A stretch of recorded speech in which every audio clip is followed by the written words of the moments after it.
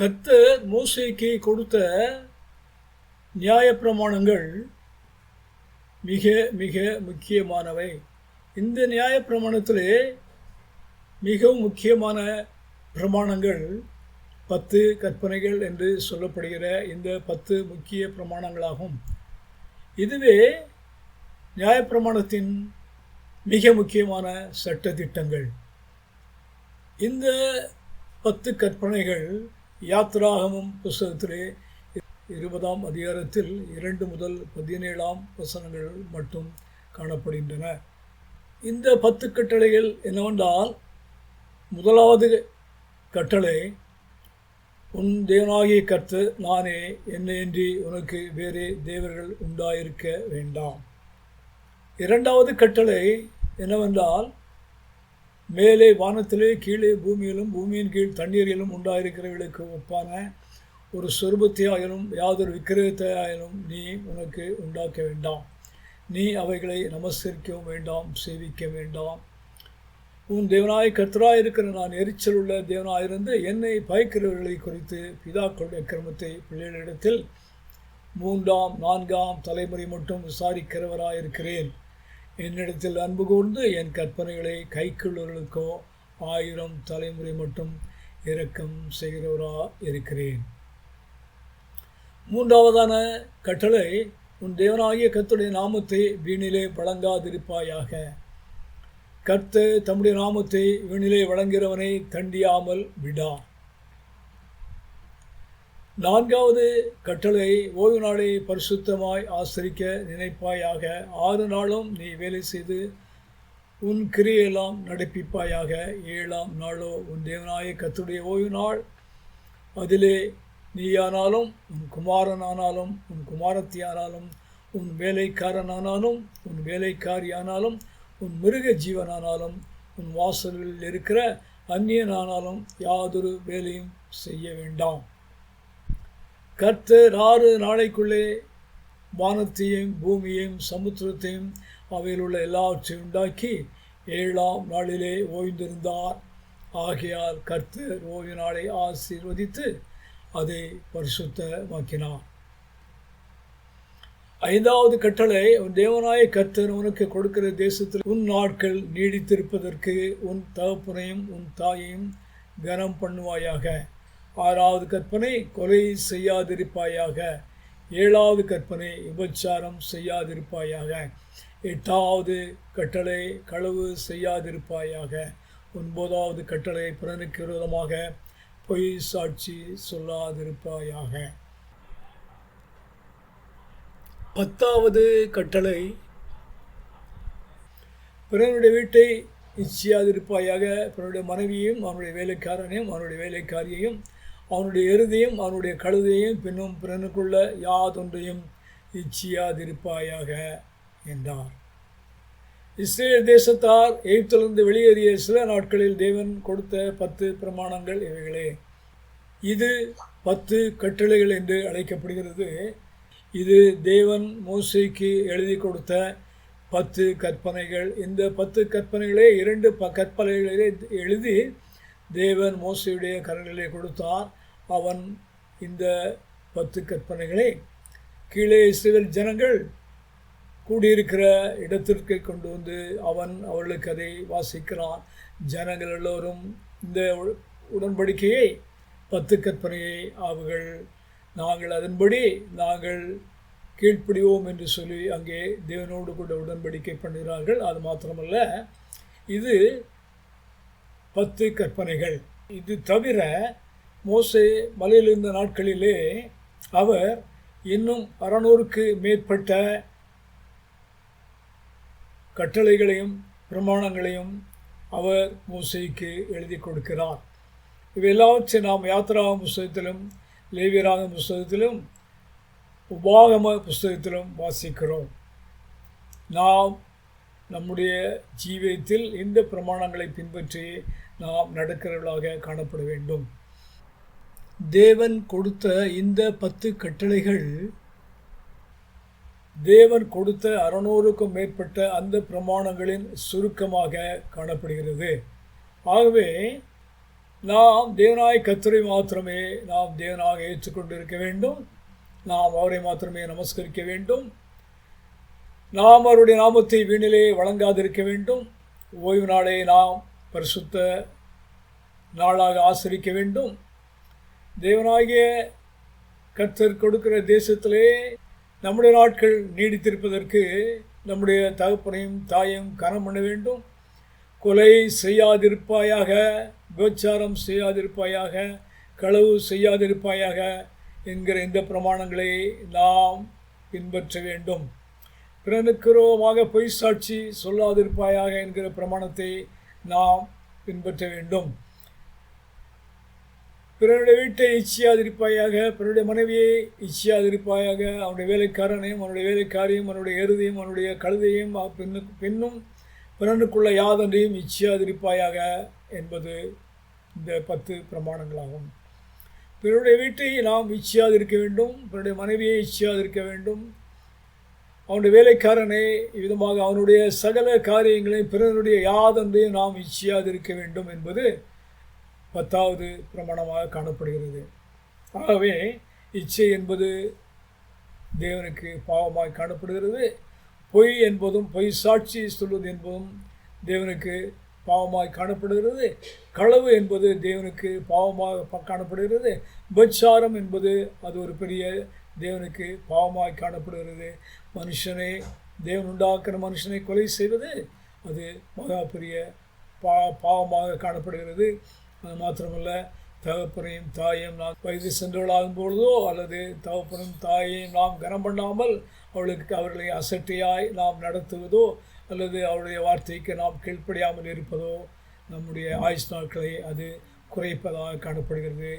அவர்களை நாம் கனம் பண்ணுவதாக காணப்பட வேண்டும்.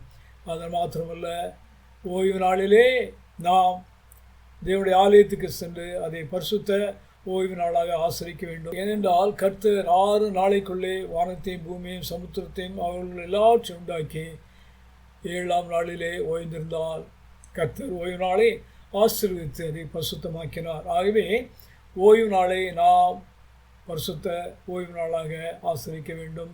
தேவனாய் கர்த்தரை ஆசரிக்கத்தக்கதாக அந்த நாளை நாம் தேவனுக்கென்று நாம் ஒதுக்கி நாம் மெய்யான தேவனாகிய சர்வவல்லமையுள்ள தேவனாகிய அந்த தேவனை நாம் ஆராதிக்க வேண்டும். அவரை நாம் வணங்க வேண்டும். உன் தேவனாகிய கர்த்தருடைய நாமத்தை விண்ணிலே வழங்காதிருப்பாயாக. கர்த்தர் தம்முடைய நாமத்தை விண்ணிலே வழங்குகிறவனை தண்டியாமல் விடார். நம்முடைய தேவனாகிய கர்த்தருடைய நாமத்தை நாம் நம்முடைய சுயலாபத்துக்காக நாம் கர்த்தர் பேரிலே நாம் சத்தியம் பண்ணுவதோ பொய்யான சத்தியம் பண்ணுவதோ வேத வாக்கியங்களை பொய்யாக போதித்து கர்த்தருடைய நாமம் வீணாய் வழங்கப்படுவதற்கு ஏதுவாக நாம் கர்த்தருடைய நாமத்தை வீணாய் வழங்காதிருப்போமாக. அவ்விதமாக நாம் கர்த்தருடைய நாமத்தை வீணாய் வழங்கினோமானால் கர்த்தர் தம்முடைய நாமத்தை வீணிலே வழங்குகிறவனை தண்டியாமல் விடார். நம்மை அவர் தண்டிக்காமல் விடார். அது மாத்திரமல்ல, நாம் மேலே வானத்திலும் கீழே பூமியிலும் பூமியின் கீழ் தண்ணீரும் இருக்கிறவர்களுக்கு ஒப்பான ஒரு சொரூபத்தையாவது யாதொரு விக்கிரகத்தையாகிலும் நீ உனக்கு உண்டாக்க வேண்டாம். நீ அவைகளை நமஸ்கரிக்கவும் சேவிக்கவும் வேண்டாம். இவ்விதமாக நாம் மேலே வானத்திலும் கீழே பூமியிலும் பூமியின் கீழ் தண்ணீரில் உண்டாயிருக்கிறவர்களுக்கு ஒப்பான ஒரு சொரூபத்தையாவது விக்கிரகத்தையாவது நாம் உண்டாக்கக்கூடாது. நமக்கென்று உண்டாக்கக்கூடாது. அவைகளை நம்முடைய வீடுகளில் வைக்கக்கூடாது. நம்முடைய ஆலயங்களில் வைக்கக்கூடாது. அவைகளை நாம் வைத்து நமஸ்கரிக்கவும் சேவிக்கவும் கூடாது. ஏனென்றால் தேவனாய கர்த்தர் நான் எரிச்சலுடைய தேவனாயிருந்து என்னை பகைக்கிறவர்களை குறித்தும் பிதாக்களுடைய கிரமத்தை பிள்ளைகளிடத்தில் 3ஆம் 4ஆம் தலைமுறை மட்டும் விசாரிக்கிறவராக இருக்கிறேன். என்னிடத்தில் அன்பு கூர்ந்து என் கற்பனைகளை கை கொள்கிறவனுக்கோ 1000 தலைமுறை மட்டும் இரக்கம் செய்கிறவனாக இருக்கிறேன். அருமையான தேவனுடைய ஜனங்களே, நாம் விக்கிரக ஆராதனை செய்வது கூடாத காரியமாக இருக்கிறது. அது தேவனுக்கு எரிச்சல் மூட்டுகிறதாக, அது தேவனை பகைக்கிறவர்களாக நம்மை கொண்டு போய் நிறுத்தி விடுகிறது.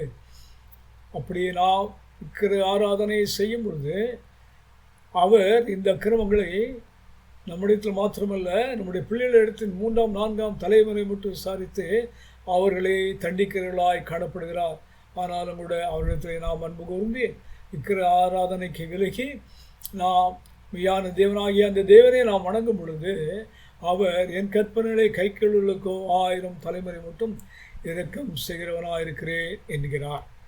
அருமையான தேவஜனங்களே, நாம் தேவனுக்கு ஒப்பான சுரூபத்தையும் வைக்கக்கூடாது. இந்த பூமியின் கீழ் தண்ணீர் உண்டாயிருக்கிற அல்லது எந்த ஒரு சுரூபத்தையாவது நாம் உண்டாக்கவும் கூடாது, அவைகளை நமஸ்கரிக்கவும் கூடாது, அவைகளை சேவிக்கவும் கூடாது. இவ்விதமாக தேவன் விக்கிர ஆராதனை அவர் வெறுக்கிறவராக இருக்கிறார். அது அவ்விதமாக விக்கிர ஆராதனை செய்வர்களுக்கு அவர் விரோதமாயிருந்து, அவர் எரிச்சலுள்ள தேவனாயிருந்து, அது அவர்களை பயக்கிறவர்களாக அவர்களை எடுத்துக்கொள்கிறார். ஆகவே நாம் அதிக ஜாக்கிரதையோடு நாம் அறிந்தோ அறியாமலோ நாம் விக்கிரகங்களை நம்முடைய வீடுகளை வைத்திருப்போமானால் அவைகளை நமஸ்கரிக்காதபடிக்கு, அவர்களை சேவிக்காதபடிக்கு அவர்களுக்கு நாம் மாலையோ அல்லது பத்திகளோ அல்லது பூக்களோ அல்லது அவைகளுக்கு முன்னாக நாம் நின்று அவைகளை நமஸ்கரிக்கவோ சேவிக்கவோ வேண்டாம் என்று சொல்லி தேவனாகிய கர்த்தர் தம்முடைய 10 கற்பனையிலே 2வது கற்பனையாக நமக்கு சொல்லுகிறார். இது தேவனுக்கு விரோதமான காரியமாகவே நாம் அறியாமல் இதுவரை விதமாக செய்திருப்போமானால் நாம் அதை எல்லாவற்றையும் நீக்கி போட்டு நாம் தேவனுக்கு பிரியமாய் ஜீவிப்போமாக. அது மாத்திரமல்ல, இங்கே 1வது கற்பனையிலே தேவன் மிக தெளிவாக சொல்கிறார், உன் தேவனாய கர்த்தர் நானே, உன் தேவனாய கர்த்தர் நானே, என்னை என்று உனக்கு வேறு தேவர்கள் உண்டாயிருக்க வேண்டாம். ஆம், அருமையான தேவ ஜனமே, நம்முடைய தேவனாய கர்த்தர் வானத்தை பூமியை உண்டாக்கின சர்வமுள்ள தேவனாகிய கர்த்தர் ஒருவரே. அந்த தேவன் வானத்தை பூமியை உண்டாக்கினவர், முதல் மனிதனாகிய ஆதாமை உண்டாக்கினவர். அந்த ஆதாமிலிருந்து தேவன் நம்மை உண்டாக்கியிருக்கிறார். ஆதாம் பாவம் செய்யாதவனாக, அவன் பரிசுத்தனாக, அவன் தேவதூதன் போல அவன் தேவனோடு கூட சஞ்சரிக்கிறவனாக காணப்பட்டான். அவன் பாவத்தில் விழுந்த பிற்பாடு இந்த பூமியிலே அவன் நித்திய ஜீவன் உள்ளவனாக இருந்த அந்த ஆதாம் அவனுக்குள்ளே மரணம் பிரவேசித்தது. இன்றைக்கு நாம் எல்லோரும் ஆதாமுடைய சந்ததியாக இன்றைக்கு காணப்படுகிறோம். நமக்கென்று குறிக்கப்பட்ட காலங்கள் உண்டு, நமக்கென்று குறிக்கப்பட்ட வயது உண்டு. தேவன் நம்முடைய காலத்தின் முடிவிலே அவர் நமக்கு நித்திய ஜீவன் வைத்திருக்கிறார். ஆதாம் இழந்து போன அந்த நித்திய ஜீவனை நமக்கென்று வைத்திருக்கிறார். அவர் இந்த பூமியிலே நாம் ஜீவிக்கும் நாளெல்லாம் நம்மை ஆசீர்வதிக்கிறார். தேவனாய் கர்த்தர் நானே, என்னை என்று உனக்கு வேறே தேவர்கள் உண்டாயிருக்க வேண்டாம். ஆகவே கிறிஸ்தவர்களாகிய நாம் தேவனாய் கர்த்தர் ஒருவரே நாம் ஆராதிப்போமாக. அந்த தேவனாய் கர்த்தர் மாம்சத்தில் வந்தார். அந்த மாம்சத்தில் வந்து அந்த கர்த்தர் இயேசு கிறிஸ்து என்று அழைக்கப்பட்டார். அந்த இயேசு கிறிஸ்து நம்முடைய பாவங்களுக்காக தன்னுடைய ஜீவனை கொடுத்தார். அவர் 3ஆம் நாளிலே உயிரோடு எழுந்து அவர் பரலோகத்துக்கு சென்றிருக்கிறார். தேவனுடைய வலது பாசத்திலே வீற்றிருக்கிறார். நமக்காக அவர் பரிந்து பேசிக் கொண்டிருக்கிறார். ஆதிலே தேவன் வானத்தை பூமியை உண்டாக்கும் பொழுது இந்த கர்த்தராகிய இயேசு கிறிஸ்து தேவனுடைய வார்த்தையாக காணப்பட்டார் என்று சொல்லி நாம் ஆதியாகமத்திலே வாசிக்கிறோம். அது மாத்திரமல்ல, யோவான் சுவிசேஷம் 1ஆம் அதிகாரத்திலே ஆதியிலே வார்த்தை இருந்தது, அந்த வார்த்தை தேவனாக இருந்தது, அந்த வார்த்தை தேவனோடு இருந்தது என்று சொல்லி வாசிக்கிறோம். இவரே தேவனாக இருக்கிறார். இவரே ஆதியிலே வானத்தை பூமியை உண்டாக்கின தேவனாக இருக்கிறார். இவரே தேவனுடைய வார்த்தையாக இருக்கிறார். இவரே பூமிக்கு வந்தார். இவரே நம்முடைய பாவங்களுக்காக பலியானார்.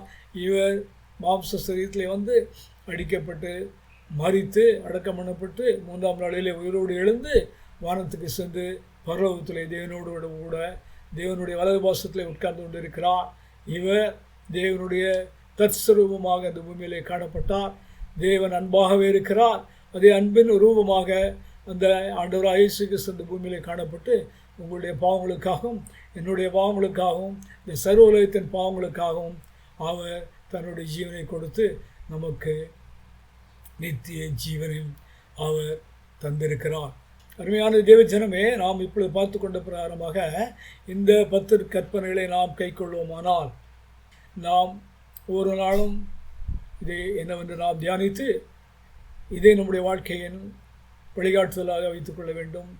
அது மாத்திரமல்ல, நம்முடைய பிள்ளைகளுக்கு நாம் இதை கற்பிக்க வேண்டும், நம்முடைய பிள்ளைகளுக்கு கற்பிக்க வேண்டும். இதுவே கர்த்தருக்கு பயந்து நடக்கிற மனுஷன் நடக்க வேண்டிய வழிகள். இது பாவத்தின் வழியிலிருந்து பாவத்திலிருந்து நம்மை விலக்கக்கூடிய தேவனுடைய பிரமாணமாய் காணப்படுகிறது.